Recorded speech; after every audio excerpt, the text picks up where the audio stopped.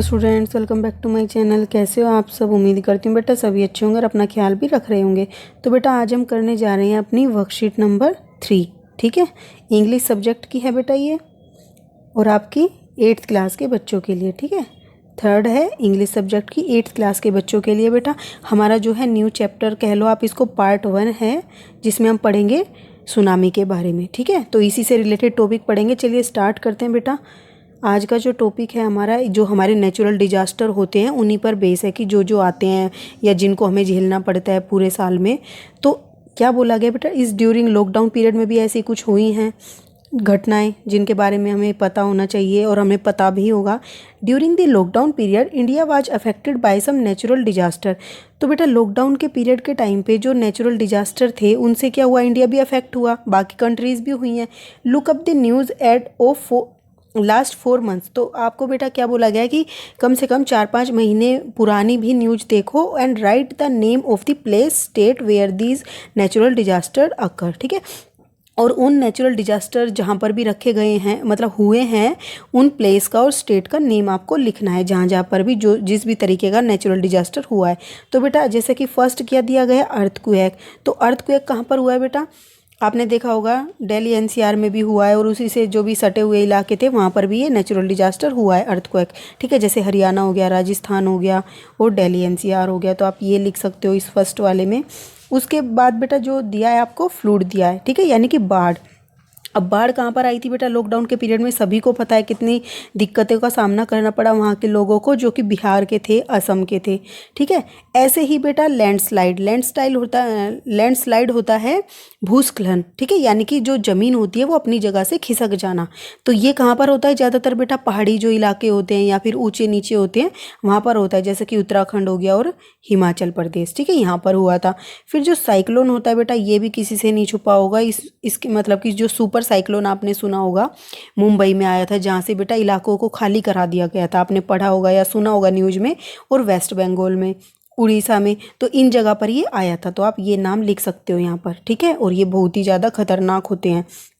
In this lesson you will read about the another natural disaster. तो बेटा आप अभी देखो हमने किस किस के बारे में पढ़ा, अर्थक्वेक, फ्लूड और लैंडस्लाइड व साइक्लोन, ये 4 पढ़े। लेकिन इसके अलावा भी हम इस लेसन में पढ़ेंगे जो अलग तरीके का नेचुरल डिजास्टर होता है, वो क्या है? सुनामी। ठीक है, on 26 December 2004 a tsunami hit parts of the India such as the Andaman Nicobar Island and the Tamil Nadu coast and a few more countries. तो बेटा जो ये सुनामी थी 26 दिसंबर 2004 में क्या हुआ था, इंडिया का ये हिस्सा बनी, मतलब कि इंडिया में ये आई थी पहली बार। और कहाँ पर? जैसे कि अंडमान निकोबार हो गया, उस आइलैंड पर आई थी। ठीक है, और तमिलनाडु के कुछ इलाकों में आई थी जो तटीय इलाके थे। अब बेटा आपको तमिलनाडु का पता होना चाहिए और अंडमान निकोबार का पता होना चाहिए, वो भी हम बताएंगे अभी।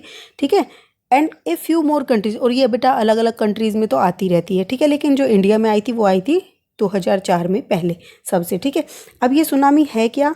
तो a tsunami is a very large and powerful wave caused by the earthquakes under the sea. तो बेटा अभी तक हमने अर्थक्वेक पढ़े थे जो कि कहाँ पर आते थे, जमीनी इलाकों पर आते थे। लेकिन जो अर्थक्वेक होता है जो समुद्र के अंदर आता है, ठीक है, वो होता है, उसको बोला जाता है सुनामी, जो समुद्र के अंदर आती है। ठीक है, इस तरीके से उसमें उफान आती है, लहरें, और क्या करती है वो सारी चीज़ों को बहा कर ले जाती हैं। बहुत ही ज़्यादा डेंजरस होती है बेटा, बहुत लॉस होता है इसमें जहाँ पर भी ये आती है, जान और माल सबका। नेक्स्ट बेटा बोला गया आपको, can you identify the place marked A and be on the given map. तो आपको जो ये मैप दिया गया है इसमें बोला गया है कि आपको पॉइंट ए और बी को मार्क किया हुआ है, जो उनका नाम बताना है कि वो कौन से प्लेस के नाम है। और इसका हिंट आपको उन्होंने ऊपर वाली लाइन में दिया भी है, जहाँ पर उन्होंने सुनामी के बारे में बातचीत की थी, इंडिया में आई थी जब। तो ये वाला जो हिस्सा है बेटा, ये क्या है? तमिलनाडु। क्या है ये? तमिलनाडु। ठीक है, और जो बेटा ये वाला हिस्सा है बी पार्ट, इसको ये क्या है? अंडमान एंड निकोबार। ठीक है, ये वाला आप यहाँ पर लिख दोगे, अंडमान एंड निकोबार आइलैंड, ये लिख दोगे यहाँ पर। ठीक है, तो यहाँ पर वो आई थी बेटा सुनामी। ठीक है, अब यहाँ पर the tsunami caused huge destruction and loss of life and property. और जो बेटा ये सुनामी होती है ये बहुत ज़्यादा क्या करती है? विनाश करती है, मतलब कि मतलब लॉस करती है, बहुत ज़्यादा नुकसान होता है जहाँ पर भी ये आती है, जान माल, मैंने अभी बताया था। Here are some stories courage and survival. यहाँ पर कुछ स्टोरी बताई गई हैं जिसमें आपको साहस की और दूसरों के जिन्होंने ये कष्ट झेला है उनके बारे में बयां किया गया है इस स्टोरी के अंदर। तो चलिए पढ़ते हैं बेटा, और ये पेज नंबर 25 और 26 से ली गई है, ठीक है। जो आपकी 25 और 20 पेज बुक का नाम है हनी ड्यू, उससे ली गई है ये, ठीक है। आप वहाँ पर जाकर इसको देख भी सकते हो। The story are all from the Andaman and Nicobar archipelago. ये क्या होता है बेटा आर्कीपिलेगो? ये होता है जैसे कि अब तुम यहाँ देखो, ये तुम्हें दिख रहा होगा अंडमान एंड निकोबार, हमने अभी बात की, तो इसके चारों तरफ देखो पानी ही पानी है। तो ऐसे द्वीप समूह को क्या बोला जाता है? आर्कीपिलेगो, जो जिसके चारों तरफ क्या होता है? पानी पानी से घिरा हुआ होता है वो, ठीक है। तो ये स्टोरी कहाँ से है? आर्कीपिलागो मतलब कि अंडमान निकोबार द्वीप समूह से है, ठीक है। Igneous was the manager of A cooperative society in castle. और जो बेटा इग्निशियस था, नाम था एक मैनेजर का, जो कि क्या था? कोऑपरेटिव सोसाइटी जो कैसल में थी वहाँ का मैनेजर था, ठीक है। His wife woke up him up at 6 AM। उसकी वाइफ ने क्या किया बेटा? सुबह 6 बजे उसको उठाया, because C felt an earthquake, क्योंकि उसने क्या फील किया था कि अर्थक्वेक, भूकंप आ जाता है तो कई बार किसी की आंखें खुल जाती है और किसी की नहीं खुल पाती, तो उसकी वाइफ की आंखें खुल गई थी तो उसने उसको उठाया, ठीक है। Igneous carefully took his television set of its table. तो बेटा क्या किया? इग्निशियस ने सावधानी पूर्वक जो उसका टेलीविजन सेट था उसको नीचे रख दिया टेबल से। क्यों? क्योंकि जो अर्थक्वेक आता है तो बेटा हिलती है सारी चीज़ें, तो वो सेट क्या होता है? टेलीविजन सेट टूट जाता, डैमेज हो जाता, तो इसलिए उसको नीचे रख दिया सावधानी से। And put it down on the ground, मतलब कि ग्राउंड पर रख दिया, so that it would not fall and break, मतलब कि ताकि वो नीचे गिरे ना और ना ही टूटे, ठीक है। Then the family rushed out of the house. और फिर उसकी फैमिली ने क्या किया? अपने घर से बाहर भागना शुरू कर दिया, ठीक है, या फिर बाहर चले गए। When the trimmer stopped. अब ये ट्रिमर क्या है बेटा? आपने ट्रिमर सुना होगा घर पे, जैसे कि जो फादर होते हैं वो सब या ब्रदर होते हैं वो क्या करते हैं? सेविंग करते हैं, वो ट्रिमर से करते हैं ना। उसका नाम ट्रिमर क्यों पड़ा है? क्योंकि बेटा उसके अंदर क्या आती है? वाइब्रेशन, ठीक है। ट्रिमर का मतलब होता है कंपन या वाइब्रेशन आना। तो जब ये कंपन या फिर ये कह लो तुम ट्रिमर्स थी, स्टॉप हो गई, रुक गई, ठीक है। दे सो दी सी राइजिंग। तो उन्होंने देखा कि जो समुद्र है वो ऊपर की तरफ उठ रहा है, ठीक है, उसमें हलचल होने लगी। फिर in the chaos and confusion, इसी कन्फ्यूजन और घबराहट में क्या किया? 2 of his children caught hold of the hands of their mother's father and mother's brother. तो जो उसके 2 चिल्ड्रन थे उन्होंने क्या किया? पकड़ लिया उनका हाथ, किसका?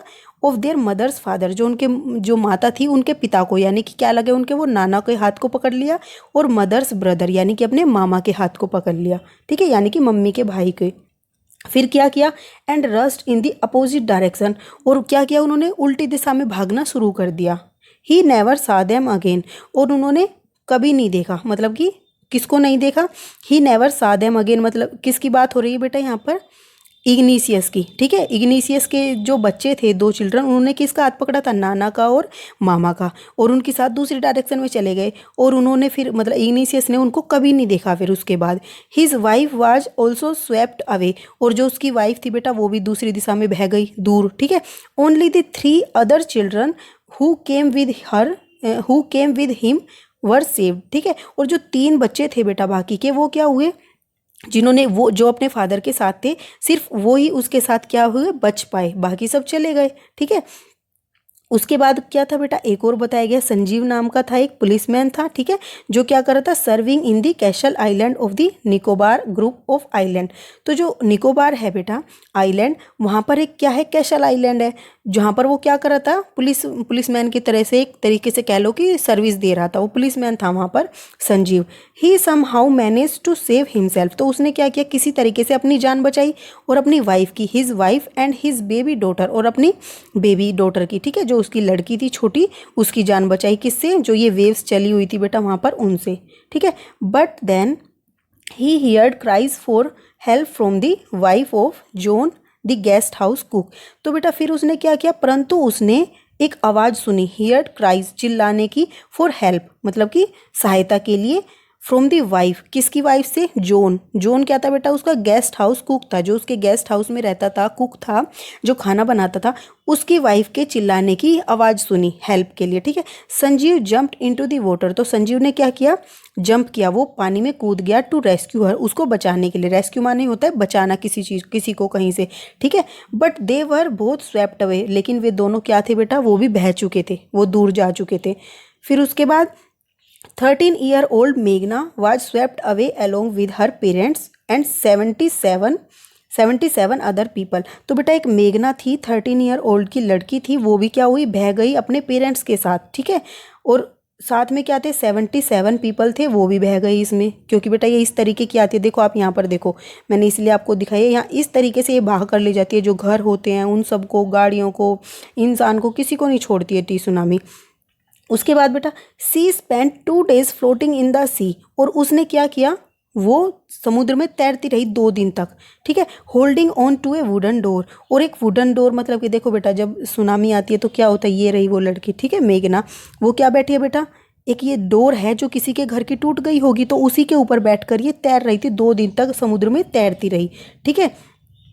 11 times सी शा रिलीफ हेलीकॉप्टर्स ओवरहेड, और उसने 11 बार क्या देखा? जो रिलीफ हेलीकॉप्टर्स थे बेटा, जो बचा रहे थे सभी को, उसने अपने सिर के ऊपर से जाते हुए देखे। But they did not see हर, लेकिन जो हेलीकॉप्टर में थे उन्होंने इसको नहीं देखा था।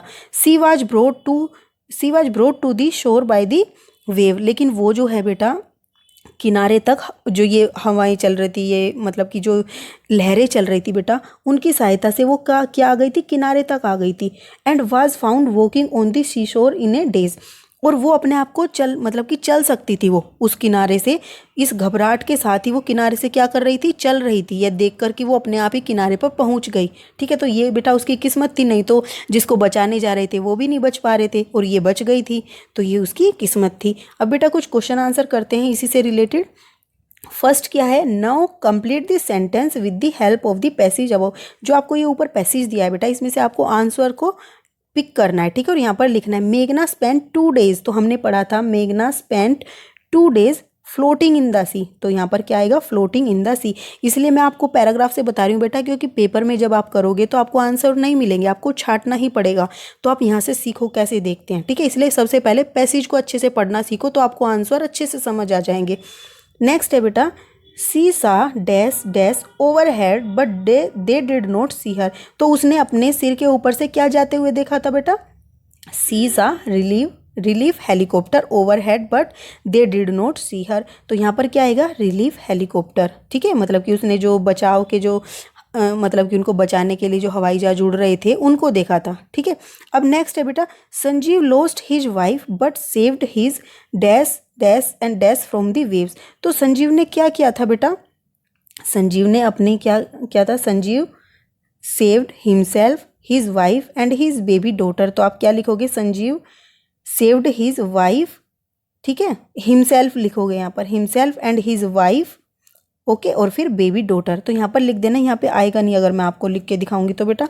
ये मैंने आपको लाइन बता दी, save himself, his wife and his baby daughter, तो वो अपने आप को और क्या नाम है, अपनी बीवी को और अपने बच्चे को बचाने में लहरों से कामयाब हो गया था।